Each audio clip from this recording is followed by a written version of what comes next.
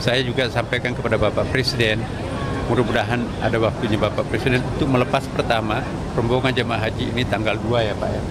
Dan insya Allah akan dilepas sendiri oleh Bapak Presiden Prabowo, dan Pak Prabowo sendiri juga itu sangat-sangat menekankan betapa pentingnya memberikan pelayanan khusus terhadap jamaah haji kita kali ini. Alhamdulillah, hari demi hari kita sudah mendekati hari H pelaksanaan ibadah haji tahun ini ya. Tapi kita bersyukur kepada Allah Subhanahu wa taala, sepertinya kita merasakan banyak sekali keajaiban-keajaiban yang luar biasa yang Allah anugerahkan pada jamaah haji kita tahun ini. Pertama, tadinya kita pesimistik hanya konsisten akan mendapatkan jumlah pembimbing hanya 1%. Tapi lebih dengan pendekatan yang kita lakukan, maka khusus untuk Indonesia diberikan kekuatan pembimbing 2 kali lipat. Ya.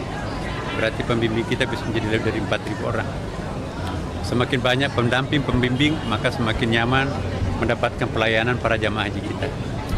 Yang kedua, ini juga suatu hal yang sangat khusus untuk Indonesia. Ya. Jadi kebijakan Saudi Arabia hanya 7% yang diberikan hak orang yang berumur 70 tahun. Sedangkan orang yang 90 tahun ke atas sudah nggak bisa lagi menunaikan ibadah haji. Kenapa? Karena faktor umur. Lobby dan pendekatan yang kita lakukan, ya, maka saya langsung menemui Menteri Haji dan juga Menteri Kesehatan, akhirnya dikabulkan khusus untuk Indonesia. Ya, maka yang kita tekankan adalah isti'anahnya, bukan istita'ahnya, bukan dari aspek-aspek umurnya. Alhamdulillah juga dipenuhi. Dan yang ketiga, permintaan kami dari awal agar jamaah haji Indonesia itu mendiami Mina yang dekat Jamarat, bukan Mina Jadid.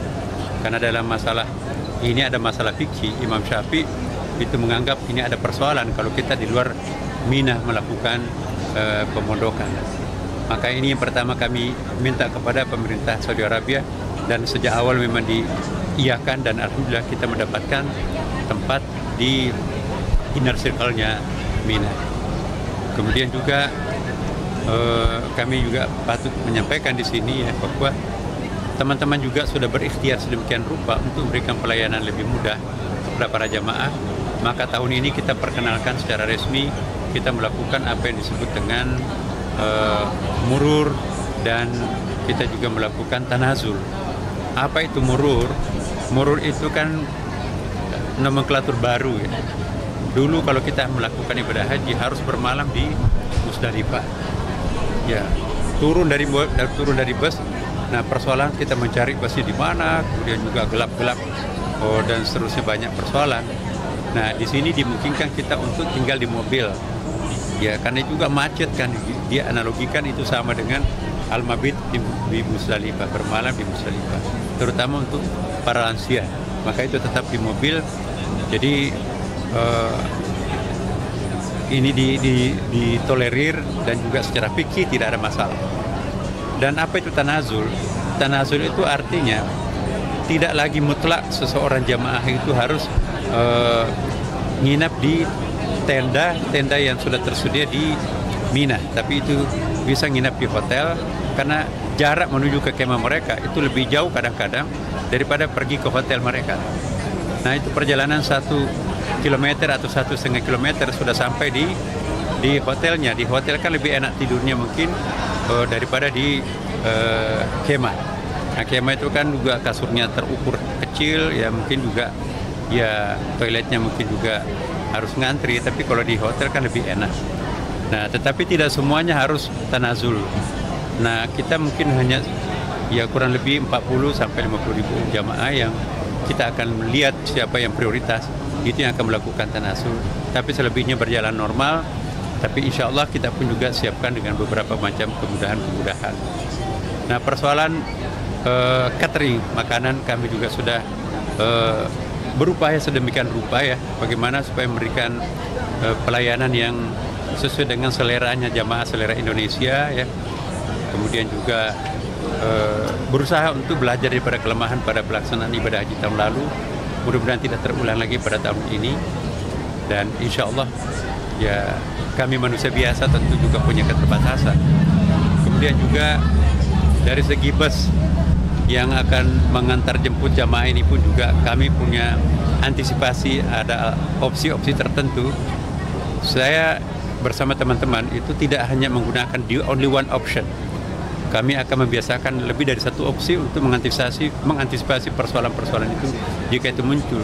Sehingga kalau ada persoalan muncul jangan lama dan jangan berulang. Nah, kemudian menyangkut masalah hotel. Hotel pun juga memang ya mungkin ada yang kebetulan sedikit agak jauh tapi masih di bawah beberapa kilometer, 4,5 kilometer ya ke Masjid Haram. Tapi seperti tadi yang saya sampaikan di pengarahan ya, yang namanya keberkahan Mekah itu bukan hanya di pelataran kota, pelataran Ka'bahnya, tetapi semua tanah haram itu adalah sama persis, insya Allah.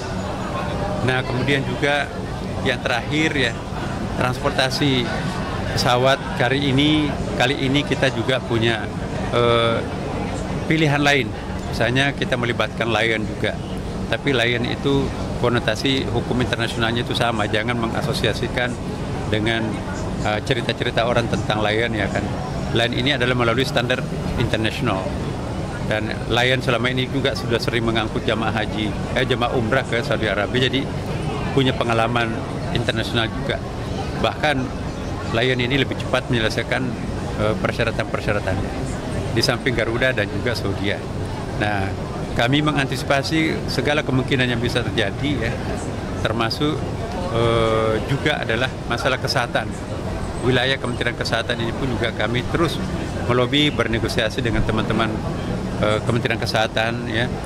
Walaupun masalah kesehatan itu kan wilayahnya Kementerian Kesehatan, tapi juga Menteri Kesehatan Saudi Arabia pun juga kami melobi agar jamaah haji Indonesia ini betul-betul diberikan perhatian khusus ya. Mengingat karena banyak orang-orang yang lansia, sehingga perhatian mereka itu juga diberikan kekhususan juga kepada Indonesia ya. Dan saya kira itu secara umum, insya Allah saya juga sampaikan kepada Bapak Presiden, mudah-mudahan ada waktunya Bapak Presiden untuk melepas pertama rombongan jamaah haji ini tanggal 2 ya Pak ya. Dan insya Allah akan dilepas sendiri oleh Bapak Presiden Prabowo, dan Pak Prabowo sendiri juga itu sangat-sangat menekankan betapa pentingnya memberikan pelayanan khusus terhadap jamaah haji kita kali ini. Ya, berkali-kali Pak Presiden itu mewanti-wanti kepada kami penyelenggara agar jangan ada keterlantaran jamaah. Tapi kami sudah berikhtiar sedemikian rupa, kalau seandainya para jamaah haji nanti ada case-case tertentu, ya saya mohon maaf karena kami sudah berikhtiar sedemikian rupa ya. Tentu juga saya bekerja sama dengan media. Kali ini mungkin media yang paling besar kami berangkatkan ya, tidak seperti tahun lalu. Kami ingin supaya media ini juga membantu memberikan informasi yang terang benderang kepada masyarakat kita. Jangan dari media-media yang mungkin tidak jelas, bahkan kadang-kadang juga ada fitnah dan sebagainya. Mari kita percaya kepada media yang formal yang kami undang secara resmi. Dan sekali lagi, ini atas kerjasamanya teman-teman para media semuanya ini, maka insya Allah kita akan menggapai tujuan kita bersama. Saya kira itu yang sangat penting.